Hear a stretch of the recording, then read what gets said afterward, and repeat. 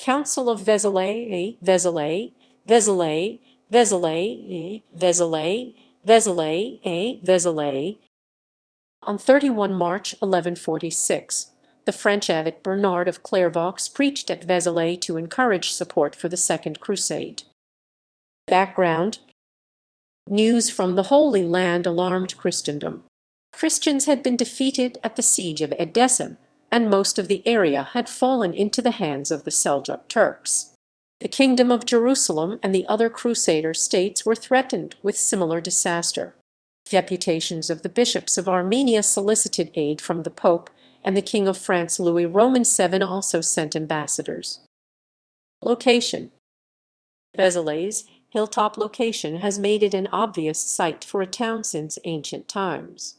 In the 9th century the Benedictines were given land to build a monastery during the reign of Charles the Bald. According to legend, not long before the end of the first millennium a monk named Baudouin brought relics bones of Mary Magdalene to Vézelay from St. Maximin la Sainte Baume. In 1058 Pope Stephen Roman IX confirmed the authenticity of the relics, leading to an influx of pilgrims that has continued to this day. Vézelay Abbey was also a major starting point for pilgrims on the way of St. James to Santiago de Compostela, one of the most important of all medieval pilgrimages. This was crucially important in attracting pilgrims and the wealth they brought to the town.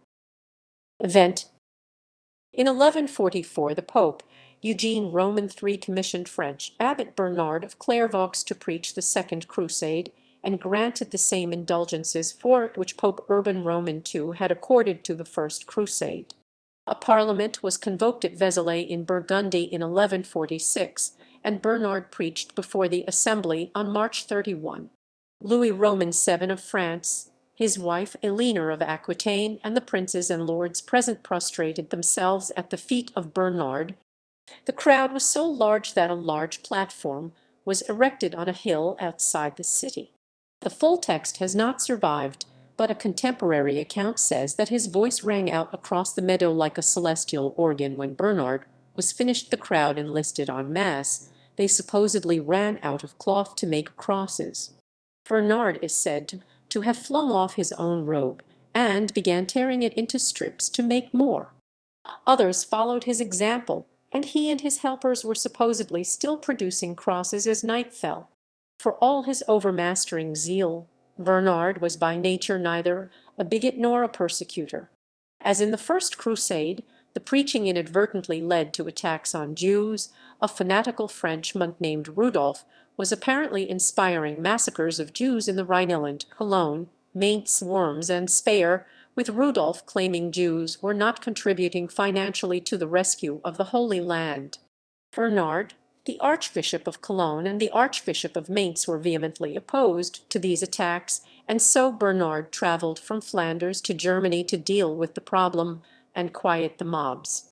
Bernard then found Rudolph in Mainz and was able to silence him, returning him to his monastery. The castle of Vézelay could not contain the multitudes who thronged to hear the fervid eloquence of Bernard.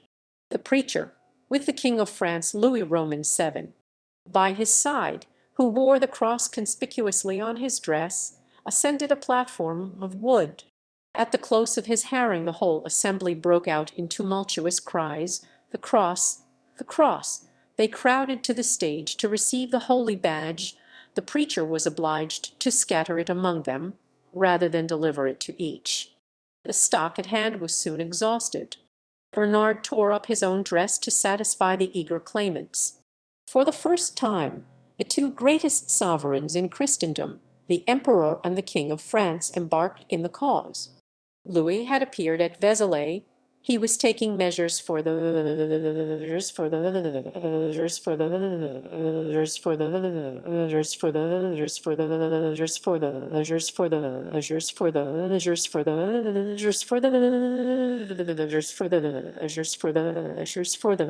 making measures for the.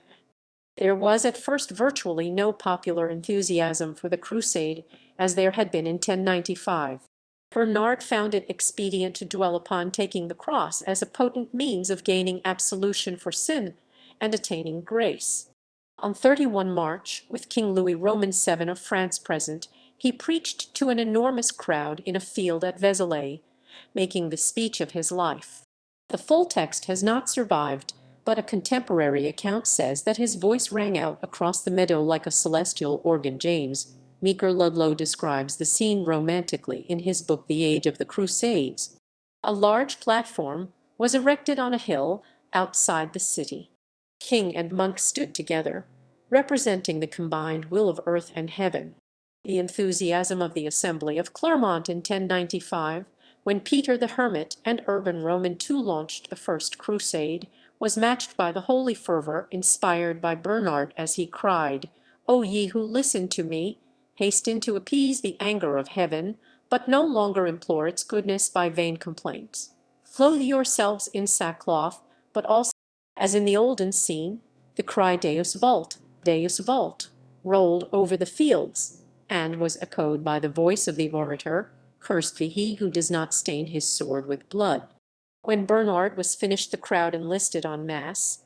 They supposedly ran out of cloth to make crosses. Bernard is said to have flung off his own robe, and began tearing it into strips to make more. Others followed his example, and he and his helpers were supposedly still producing crosses as night fell. Unlike the First Crusade, the new venture attracted royalty, such as Eleanor of Aquitaine, Queen of France, Thierry of Alsace, Count of Flanders, Henry, the future Count of Champagne, Louis's brother Robert I of Dux, Alphonse I of Toulouse, William Roman II of Nevers, William de Warenne, 3rd Earl of Surrey, Hugh Roman. But an even greater show of support came from the common people. Bernard wrote to the Pope a few days afterwards, "Cities and castles are now empty. There is not left one man to 7 women, and everywhere there are widows to still living husbands.